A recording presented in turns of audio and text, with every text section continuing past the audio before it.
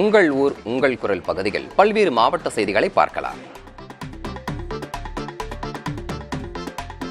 மேட்டுப்பாளையம் உதகை சாலையில் அகற்றப்பட்ட ஆக்கிரமிப்புகள், 100 நாள் வேலை திட்டத்தில் உடனடியாக வேலை வழங்க வலியுறுத்தி மனு அளித்த தொழிலாளர்கள் உள்ளிட்ட பல்வேறு மாவட்ட செய்திகளை தற்போது பார்க்கலாம்.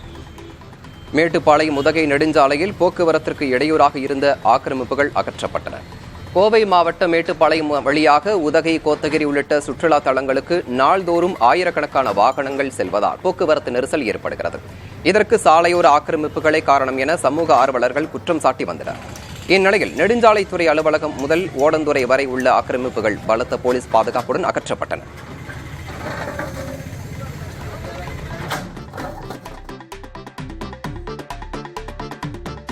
விருதுநகர் மாவட்டம் ராஜபாளையம் அருகே உள்ள தளவாய்புரத்தில் கரடி புகுந்ததால் கிராம மக்கள் அச்சமடைந்துள்ளனர். நாய்கள் குறைத்தபடி ஓடிய நிலையில் அவற்றின் பின்னால் கரடி ஒன்று ஊருக்குள் புகுந்தது தெரியவந்தது. பேருந்து நிலையம், காமராஜர் நகர், கீழ பஜார், மாஞ்சோலை உள்ளிட்ட பகுதிகள் வழியாக உண்டியல் கோயில் வனப்பகுதிக்குள் சென்றதாக கூறப்படுகிறது. வன விலங்குகள் வருவதை தடுக்குமாறு கோரிக்கை எழுந்துள்ளது.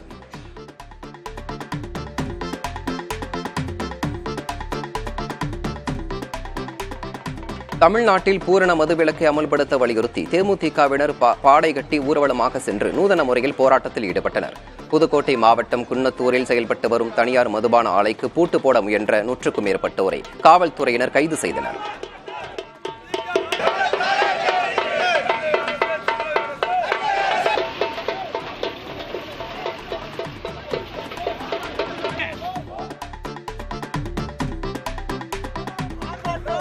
செங்கல்பட்டு மாவட்டம் லத்தூர் வட்டார வளர்ச்சி அலுவலகம் முன்பு தமிழ்நாடு மலைவாழ் மக்கள் சங்கத்தினர் கண்டன ஆர்ப்பாட்டம் நடத்தினர்.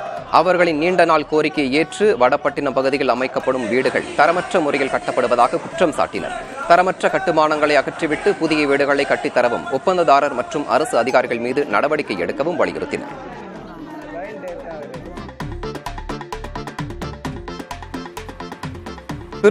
திருவெரும்பூரில் உள்ள சூரியூர் பகுதியில் சிப்காட் தொழில் பூங்கா அமைப்பதற்கான இடத்தை அமைச்சர்கள் நேரில் ஆய்வு செய்தனர்.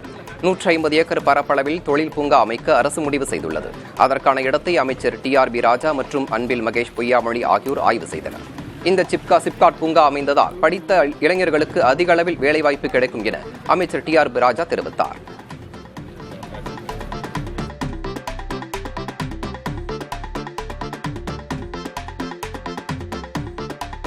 சிவகங்கை மாவட்டத்தில் பள்ளி மாணவர்களை கவரும் வகையில் அரசு பள்ளியில் வரையப்பட்டுள்ள ஓவியங்கள் பலரையும் வியப்படைய செய்துள்ளது. காளையார்கோவில் அருகே உள்ள மரவமங்கலம் ஊராட்சி ஒன்றிய தொடக்கப் பள்ளியில்தான் இத்தகைய முயற்சிகள் மேற்கொள்ளப்பட்டுள்ளன. ரயில் பெட்டிகளை போன்று வகுப்பறை கட்டடங்கள் வண்ணம் தீட்டப்பட்டுள்ளதோடு மாணவர்களுக்கு புரியும் வகையில் விலங்குகள், பறவைகள் உள்ளிட்டவையும் ஓவியங்களாக வரையப்பட்டுள்ளன. அத்துடன் தமிழ், ஆங்கில எழுத்துகள், இயற்கை காட்சிகள், வாழ்க்கை நடைமுறைகள் போன்றவையும் ஓவியங்களாக இடம்பெற்றுள்ளன. கற்றல் திறனை அதிகரிக்கும் வகையில் மேற்கொள்ளப்பட்டுள்ள இந்த முயற்சி மாணவ மாணவிகளை வெகுவாக கவர்ந்துள்ளது. தனியார் பள்ளிகளுக்கு நிகராக அரசு பள்ளிகளும் மாறி வருவது சாலச் சிறந்தது என கல்வியாளர்கள் தெரிவிக்கின்றனர்.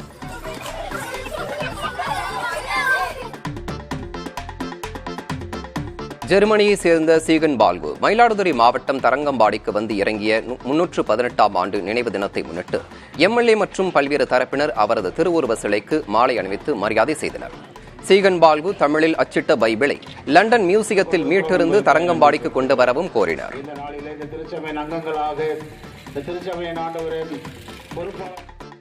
தங்களுடைய இளம் வயதிலே இங்கு வந்து தங்களுடைய பணிகளை துவங்கினார்கள். 13 ஆண்டுகள் இந்த இடத்திலே வந்து அவர் தன்னுடைய சமய பணி, சமூக பணி, கல்வி பணி, மருத்துவ பணி என்று சொல்லி பல பணிகளை இங்கு அவர் துவங்கினார். லண்டனில் அங்கு இருக்கின்ற இந்த தமிழ் வேத புத்தகத்தை தரங்கைக்கு கொண்டு வந்து இங்கு உள்ள எங்களுடைய மியூசியத்திலே அதை வைக்கப்பட வேண்டும் என்பது எங்களுடைய ஒரு விருப்பம். அதற்காக முயற்சிகளை நாங்கள் எடுத்துக் கொண்டிருக்கின்றோம். காஞ்சிபுரம் மாவட்டத்தில் விளக்கொலி பெருமாள் கோயில் நன்னீராட்டு விழா இன்று காலை பலத்த காவல்துறை பாதுகாப்புடன் நடைபெற்றது. விளக்கொலி பெருமாள் வீதி உலா உற்சவத்தில் வடகலை, தென்கலை பிரிவினர்களிடையே தகராறு நடைபெறாமல் தடுக்க இந்து சமய அறநிலையத்துறை அதிகாரிகள் நடவடிக்கை எடுக்க வேண்டும் என நீதிமன்றம் உத்தரவு பிறப்பித்தது. அதன்படி வடகலை தென்கலை பிரிவினர்களுடன் பேச்சுவார்த்தை நடத்தி குடவோலை முறையில் தீர்வு காணப்பட்டது. இதனையடுத்து சுவாமி ஊர்வலத்தின் போது வடகலை பிரிவினர் முன்பாகவும் தென்கலை பிரிவினர் பின்னும் செல்வதற்கு உடன்படிக்கை கையெழுத்திடப்பட்டது. இதனைத் தொடர்ந்து நடைபெற்ற விளக்கொலி பெருமாளின் வீதி உலா உற்சவம் காவல்துறை பாதுகாப்புடன் நடைபெற்றது.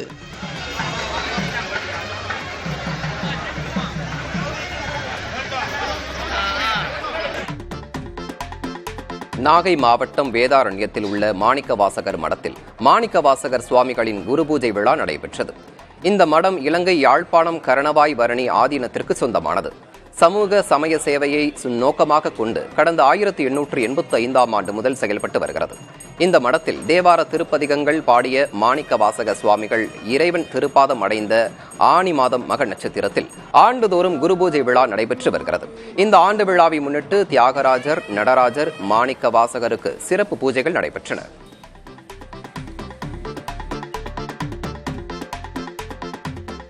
திருப்பூரில் தடை செய்த பிளாஸ்டிக் பொருட்களை விற்ற 7 கடைகளுக்கு 7 லட்சம் ரூபாய் அபராதம் விதிக்கப்பட்டது. அரிசி கடை வீதியில் உள்ள கடைகளில் மாநகர நல அலுவலர் கௌரி சரவணன் தலைமையிலான குழுவினர் திடீர் சோதனை செய்தனர்.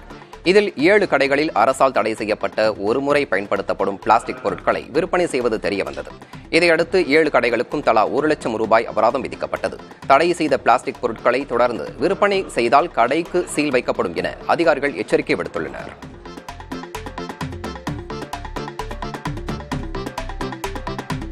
நகராட்சியாக தரம் உயர்த்தப்பட்ட உளுந்தூர்பேட்டையில் பல்வேறு வளர்ச்சி திட்டப் பணிகள் குறித்து கள்ளக்குறிச்சி ஆட்சியர் பிரசாந்த் ஆய்வு மேற்கொண்டார்.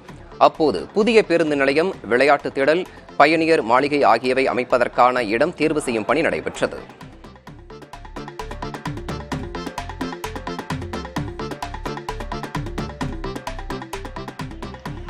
திண்டுக்கல் மாவட்டம் வேடசந்தூரில் பயணி ஒருவர் பான்பராக் எச்சிலை உமிழ்ந்ததால் பாதிக்கப்பட்ட இளைஞர்கள் பேருந்தை மறித்து ரகளை செய்தனர். பழனியில் இருந்து பெங்களூரு பயணித்த தனியார் ஆம்னி பேருந்தில் இருந்து மர்ம நபர் ஒருவர் எச்சில் துப்பியுள்ளார். இதனால் பாதிக்கப்பட்ட இளைஞர் ஆத்துமேடு பகுதியில் நண்பர்களுடன் பேருந்தை மறித்து ரகளை செய்தனர். அவரை காவல்துறையினர் சமாதானம் செய்து அனுப்பி வைத்தார்.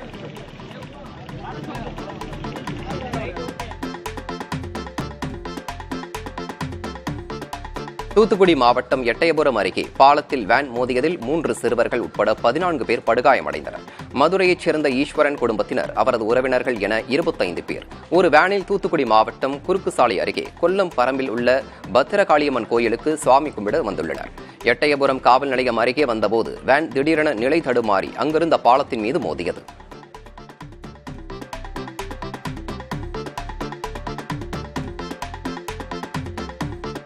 திண்டுக்கல் மாவட்டம் வத்தலகுண்டு நகர் பகுதியில் அடுத்தடுத்த வீடுகளில் கொள்ளை அரங்கேறியுள்ளது.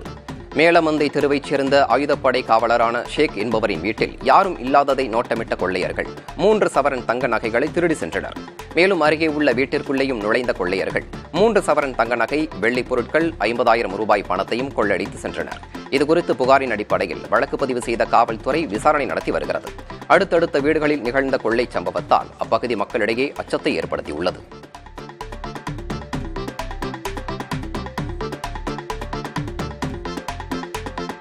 மத்திய அரசின் 3 புதிய குற்றவியல் சட்டங்களை திரும்பப் பெற வலியுறுத்தி கள்ளக்குறிச்சியில் வழக்கறிஞர்கள் சங்கத்தினர் கண்டன ஆர்ப்பாட்டத்தில் ஈடுபட்டனர். மத்திய அரசுக்கு எதிராக முழக்கங்களை எழுப்பிய வழக்கறிஞர்கள் சாலையின் மையப்பகுதிக்கு வந்து மறியலில் ஈடுபட முயன்றதால் சிறிது நேரம் போக்குவரத்து பாதிக்கப்பட்டது.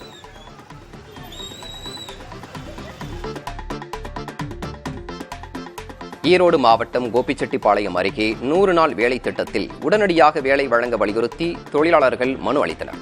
100 நாள் வேலை திட்டத்தில் 4 மாதங்களாக பணி வழங்கப்படாததாக கூறி புஞ்சை துறையம்பாளையம் ஊராட்சி மன்ற அலுவலகத்தில் 100க்கும் மேற்பட்டோர் மனு அளித்தனர். உரிய நடவடிக்கை எடுக்கப்படாவிட்டால் மத்திய அரசை கண்டித்து போராட்டத்தில் ஈடுபட உள்ளதாகவும் தொழிலாளர்கள் தெரிவித்தனர்.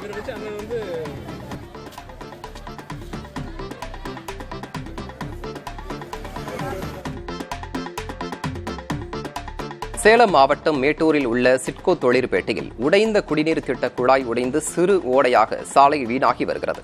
அத்தியாவசிய பொருட்கள் உற்பத்திக்கு தேவையான சுத்திகரிக்கப்பட்ட குடிநீர் வழங்கும் குழாயில் உடைப்பு ஏற்பட்டுள்ளது. 1 மாதத்திற்கும் மேலாக தண்ணீர் வீணாகி வரும் நிலையில் சிறு ஓடையாக மாறியுள்ளது. நகராட்சியின் அலட்சியத்தால் பல லட்சம் லிட்டர் தண்ணீர் சாலையில் பெருக்கெடுத்து ஓடுகிறது என மக்கள் வேதனை தெரிவிக்கின்றனர்.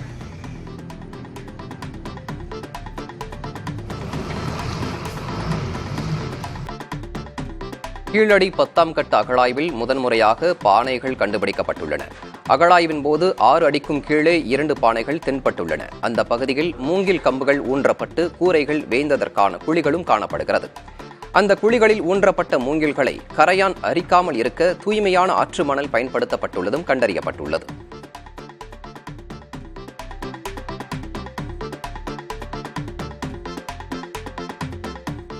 தேனியில் உள்ள சுருளி அருவியில் யானைகள் நடமாட்டம் இருப்பதால் சுற்றுலா பயணிகள் குளிக்க தடை விதிக்கப்பட்டுள்ளது.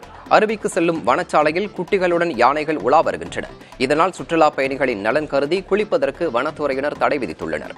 யானைகள் அருவி பகுதிகளிலிருந்து சென்றவுடன் குளிக்க அனுமதி அளிக்கப்படும் என தெரிவிக்கப்பட்டுள்ளது.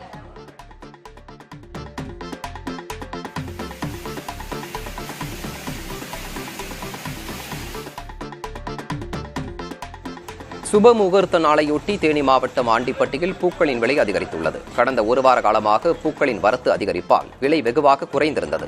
இந்த வாரம் முகூர்த்த நாட்கள் வரவுள்ளதால் 1 கிலோ மல்லிகைப்பூ மற்றும் கனகாம்பரம் 500 ரூபாயாக அதிகரித்துள்ளது. இதேபோல் பிச்சிப்பூ, முல்லைப்பூ 350 ரூபாய்க்கு ஏலம் போனது. தேவை அதிகரிப்பால் விலை உயர்ந்துள்ளதாக வியாபாரிகள் தெரிவித்தனர்.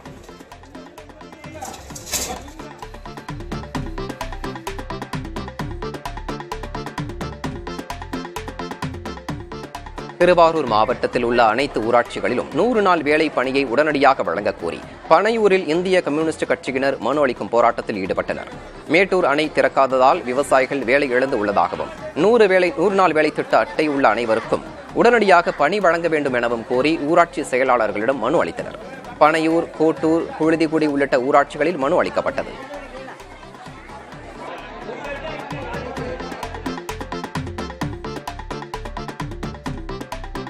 மதுரை மாவட்டம் உசிலம்பட்டி அருகே முறையாக குடிநீர் வழங்க கோரி 3 கிராம மக்கள் சாலை மறியலில் ஈடுபட்டனர். கிருஷ்ணாபுரம், காக்கிவீரன்பட்டி, காமாட்சிபுரம் கிராமங்களுக்கு குடிநீர் விநியோகம் செய்யப்படும் குழாய் தனது பட்டா இடத்திற்குள் செல்வதாக கூறி தனிநபர் அதனை அடைத்து வைத்ததாக சொல்லப்படுகிறது. இதனை அடுத்து குடிநீர் விநியோகம் பாதிக்கப்பட்டதால் 3 கிராம மக்களும் குடங்களுடன் பாப்பாப்பட்டி, உசிலம்பட்டி சாலையில் மறியல் செய்தனர். காவல்துறையினர் நடத்திய பேச்சுவார்த்தையை அடுத்து மறியல் கைவிடப்பட்டது.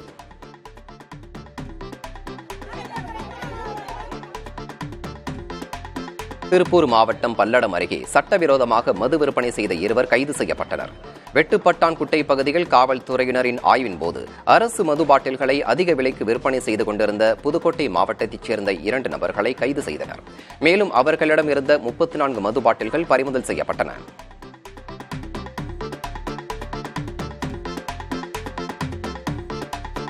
லட்சக்கணக்கான பக்தர்கள் கூடும் ஆடி தவசு திருவிழாவை முன்னிட்டு சங்கரன் கோவில் சாலைகளை சீரமைக்க மக்கள் வலியுறுத்தியுள்ளனர்.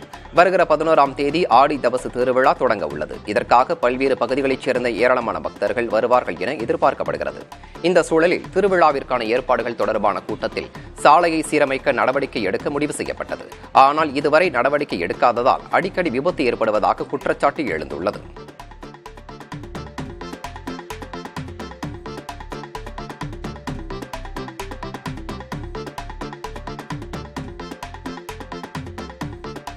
திருச்சி மாவட்டம் துறையூரை சேர்ந்த பழங்குடியின மாணவி JEE தேர்வில் வெற்றி பெற்று திருச்சி NITயில் படிக்கும் வாய்ப்பை பெற்றுள்ளார்.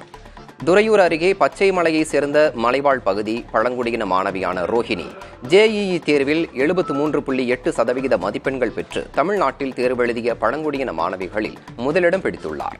JEE தேர்வில் தேர்ச்சி பெற்றுள்ள பழங்குடியின மாணவி ரோஹிணி திருச்சி NIT கல்லூரியில் வேதி பொறியியல் படிப்பை தேர்வு செய்துள்ளார்.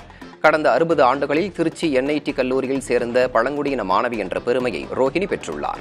இவருடன் JEE தேர்வில் தேர்ச்சி பெற்ற சுகன்யா என்ற பழங்குடியின மாணவியும் திருச்சி NIT கல்லூரியில் சேர்ந்துள்ளார். JEE எக்ஸாம் எழுதி பாஸ் பண்ணேன். அதில் 73.8% தேர்ச்சி அடைந்தேன். திருச்சி NIT இப்போ கிடச்சிருக்கு. அதில் BE கெமிக்கல் இன்ஜினியரிங் எடுத்திருக்கேன். காரணம்லாம் தலைமை ஆசிரியர், மற்ற ஸ்டாஃபுங்க, அப்பா அம்மா எல்லாம் உதவி செஞ்சாங்க. எல்லாத்துக்கும் நன்றி. நான் 4 வருஷம் படிக்க போகிறேன். ஆனால் தமிழ்நாடு கவர்மெண்ட் தான் ஃபீஸ் கட்டுது. அதனால் முதலமைச்சருக்கு ரொம்ப நன்றி. சீர்காழி அருகே ஏகோஜி மகாராஜபுரம் கிராமத்தில் இலவச வீட்டுமனை பட்டா வழங்க வலியுறுத்தி பொதுமக்கள் அரசுக்கு சொந்தமான இடத்தில் குடிசை அமைத்து போராட்டம் நடத்தி வருகின்றனர்.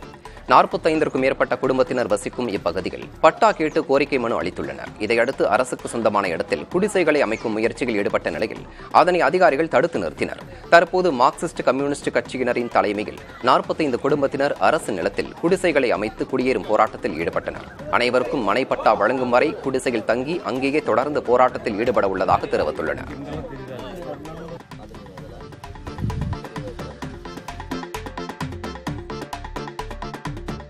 தேனி மாவட்டம் கம்பம் அரசு மருத்துவமனையில் புதிய மருத்துவமனை கட்டுமான பணியின் போது ஏற்பட்ட விபத்து தொடர்பாக 5 பேர் மீது காவல்துறையினர் வழக்கு பதிவு செய்துள்ளனர்.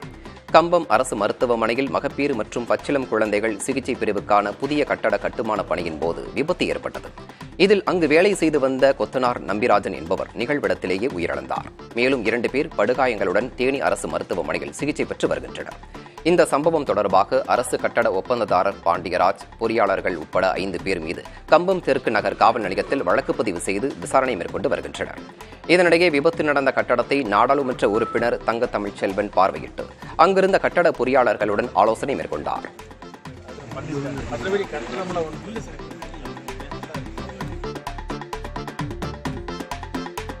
பல்வேறு கோரிக்கைகளை வலியுறுத்தி ராமேஸ்வரம் விசைப்படகு மீனவர்கள் 2வது நாளாக வேலைநிறுத்த போராட்டத்தில் ஈடுபட்டுள்ளனர். ஏற்றுமதி ரக மீன்களுக்கு உரிய விலை கிடைக்க மாவட்ட நிர்வாகம் நடவடிக்கை எடுக்க வேண்டும் என்பது உள்ளிட்ட கோரிக்கைகளை வலியுறுத்தி மீனவர்கள் போராட்டத்தை தொடங்கியுள்ளனர். மேலும் மீன்பிடி தொழிலாளர்களுக்கும் உடைமைகளுக்கும் உரிய பாதுகாப்பு தர மத்திய மாநில அரசுகள் நடவடிக்கை எடுக்க வலியுறுத்தியுள்ளனர். ராமேஸ்வரம் விசைப்படகு மீனவர்களின் இந்த போராட்டத்தால் சுமார் 800க்கும் மேற்பட்ட விசைப்படகுகள் கரையில் நிறுத்தி வைக்கப்பட்டுள்ளன. இந்த போராட்டத்தால் 5000 தொழிலாளர்களும் 1 லட்சத்திற்கும் மேற்பட்ட மீன்பிடி சார்பு தொழிலாளர்களும் வேலை இழந்துள்ளதாக தெரிவித்துள்ளனர். இனிவரும் காலங்களில் மீன்களுக்கு உரிய விலை கிடைக்கவில்லை என்றால் மீன்பிடி தடை காலமே தேவையில்லை எனவும் அரசு கொடுக்கும் நிவாரணம் தேவையில்லை எனவும் மீனவ அமைப்புகள் தெரிவித்துள்ளனர்.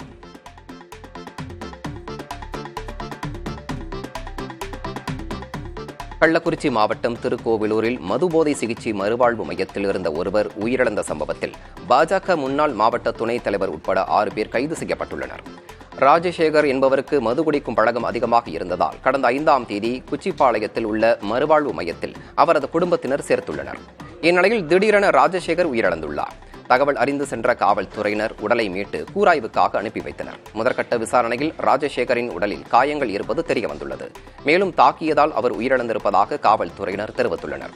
இதையடுத்து அந்த மறுவாழ்வு மையத்தின் உரிமையாளரான பாஜகவின் முன்னாள் மாவட்ட துணைத் தலைவர் காமராஜ் உட்பட 6 பேரை காவல்துறையினர் கைது செய்து விசாரித்து வருகின்றனர். மேலும் சம்பந்தப்பட்ட மறுவாழ்வு மையம் மற்றும் மனநல மருத்துவமனைக்கு அதிகாரிகள் சீல் வைத்தனர்.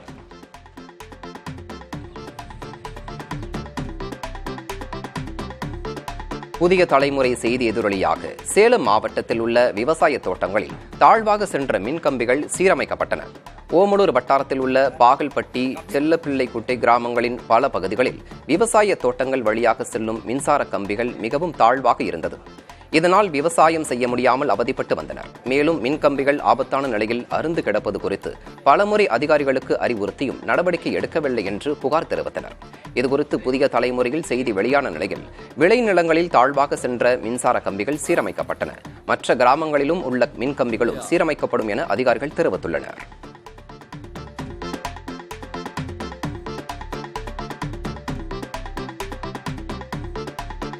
எத்தியோப்பியாவில் இருந்து கடத்தி வரப்பட்ட 10 கோடி ரூபாய் மதிப்புள்ள போதைப் பொருள் பறிமுதல் செய்யப்பட்டுள்ளது. இது தொடர்பாக தென்னாப்பிரிக்காவைச் சேர்ந்த மூதாட்டி கைது செய்யப்பட்டுள்ளார். மத்திய போதைப்பொருள் தடுப்பு பிரிவுக்கு கிடைத்த ரகசிய தகவலின்படி விமான நிலையத்தில் தீவிர கண்காணிப்பில் ஈடுபட்டனர். அப்போது எத்தியோப்பியன் ஏர்லைன்ஸ் விமானத்தில் வந்த 54 வயதான பெண்ணிடம் விசாரணை நடத்தியதில் அவர் தென்னாப்பிரிக்காவைச் சேர்ந்தவர் என்பதும் எத்தியோப்பியாவில் இருந்து சுற்றுலா விசாவில் சென்னை வந்ததும் தெரியவந்தது. அவரிடம் இருந்த பையில் 1 கிலோ போதைப்பொருள் இருந்தது கண்டுபிடிக்கப்பட்டது. அவற்றை பறிமுதல் செய்த மத்திய போதைப்பொருள் தடுப்பு பிரிவினர் மூதாட்டியையும் கைது செய்தனர். அவரிடம் நடத்தப்பட்ட விசாரணையில் சர்வதேச அளவில் போதைப்பொருள் கடத்தல் கும்பலிடம் கான்ட்ராக்ட் முறையில் பணியாற்றி வருவது தெரியவந்தது. கடத்தி வரப்பட்ட போதைப் பொருளில் பாதியை மும்பை கும்பலிடமும் மீதியை டெல்லி கும்பலிடமும் ஒப்படைக்க இருந்ததாகவும் அந்த மூதாட்டி தெரிவித்துள்ளார். அவர் கடத்தி வந்த 1 கிலோ போதைப் பொருளின் மதிப்பு சுமார் 10 கோடி ரூபாய் என அதிகாரிகள் தெரிவித்துள்ளனர். கோவை மாவட்டம் மேட்டுப்பாளையம் பகுதியில் யானைகள் நடமாட்டம் அதிகரிப்பால் பலாப்பழங்களை வெட்டி அப்புறப்படுத்த வனத்துறை அறிவுறுத்தியுள்ளது. கல்லார், ஓடந்துறை, தாசம்பாளையம், நெல்லித்துறை உள்ளிட்ட இடங்களில் வெளியேறும் யானைகள் விவசாய நிலங்களில் புகுந்து வருகிறது. இதனிடையே கல்லார் பகுதியில் உள்ள பலாப்பழங்களை அப்புறப்படுத்த வனத்துறை அறிவுறுத்தியுள்ளது. பலாப்பழம் பழுத்து வாசனை வீசுவதற்கு முன்பே அப்புறப்படுத்தவும் கோரியுள்ளனர்.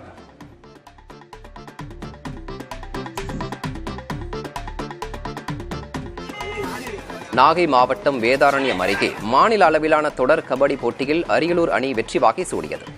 வெள்ளப்பள்ளம் மீனவ கிராமத்தில் கடல் பறவை கபடி கிளப் சார்பில் நடத்தப்பட்ட 50ஆம் ஆண்டு மாநில அளவிலான தொடர் கபடி போட்டியில் சென்னை, திருச்சி, திருநெல்வேலி உள்ளிட்ட மாவட்டங்களைச் சேர்ந்த 40 அணிகள் கலந்து கொண்டு விளையாடின. இதன் இறுதிப் போட்டியில் அரியலூர் மற்றும் நாகை, வெள்ளப்பள்ளம் அணிகள் மோதின. இதில் அரியலூர் அணி வெற்றி பெற்று ரொக்கப் பரிசையும் சுழற் கோப்பையையும் கைப்பற்றியது.